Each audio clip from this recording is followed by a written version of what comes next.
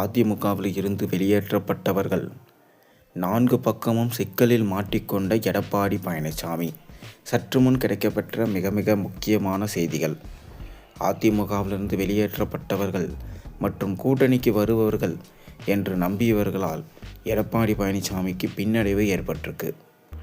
இதனால் தென் மாவட்டங்கள், மேற்கு மாவட்டங்களில், டெல்டா மாவட்டங்கள் மற்றும் வட மாவட்டங்களில் எடப்பாடி பழனிசாமி பல்வேறு சிக்கல்களை சமாளிக்க வேண்டிய தேவை ஏற்பட்டிருக்கு.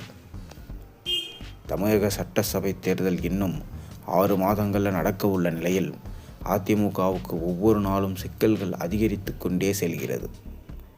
ஏப்ரல் மாதம் எடப்பாடி பழனிசாமி மற்றும் அமித்ஷா இடையிலான சந்திப்பு நடந்தபின் அதிமுக பாஜக கூட்டணி உறுதி செய்யப்பட்டது. இதன்பின் அமித்ஷா ஒருபுறம் தமிழ்நாட்டுக்கு வந்து கொண்டிருந்தார். இன்னொரு புறம் எடப்பாடி பழனிசாமி தொகுதி வாரியாக சுற்றுப்பயணத்தை மேற்கொண்டார். அப்போது எடப்பாடி பழனிசாமிக்கு மக்களிடையே நல்ல வரவேற்பு கிடைச்சது. திமுக ஆட்சியின் மீதான விமர்சனங்களை மக்களிடம் கொண்டு சென்றார்.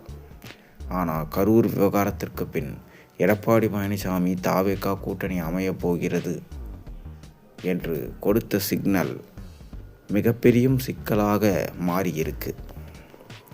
தாவேகா கொடியை பார்த்து கொடி பறக்குது, கூட்டணிக்கு பிள்ளையார் சுகி போட்டுட்டாங்க என்று எடப்பாடி பழனிசாமி பேசியிருந்தார்.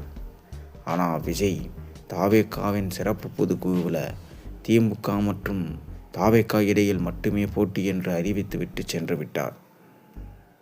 கரூர் கூட்ட விரிசல் விவகாரத்தில் சட்டசபையில் ஆதரவு குரல் கொடுத்த எடப்பாடி பழனிசாமிக்கு ஒரு நன்றி கூட தெரிவிக்கல.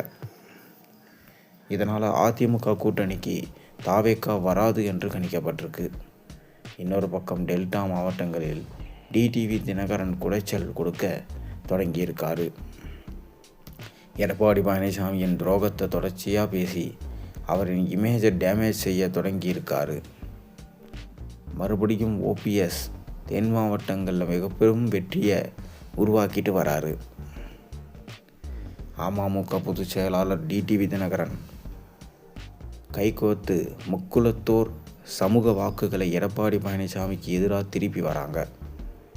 மேற்கு மண்டலத்தில் செங்கோட்டையன் திடீரென எழுப்பிய குரல் ஈரோடு மாவட்டத்திலும் பின்னடைவு ஏற்பட்டிருக்கு. வட மாவட்டங்களில் பாமக கூட்டணி இருந்தால் அதிமுக தொகுதிகளில் வெல்லலாம் என்று எடப்பாடி பழனிசாமி கணக்கு போட்டிருந்தார்.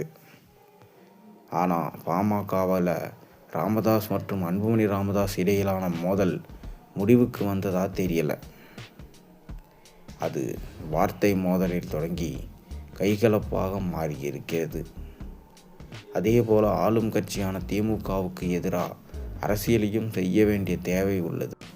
இத்தனை சிக்கல்களையும் எடப்பாடி பழனிசாமி எப்படி சமாளிப்பார் என்பதே அதிமுகவின் குரலாக இருக்கிறது. உண்மையில் எடப்பாடி சிக்கல்களை சமாளிப்பாரா, இல்லை 4 முனை போட்டியில் சிக்கி தவிப்பாரா? உங்கள் கருத்துக்களை மறக்காமல் கீழே கமெண்ட்டில் சொல்லுங்கள்.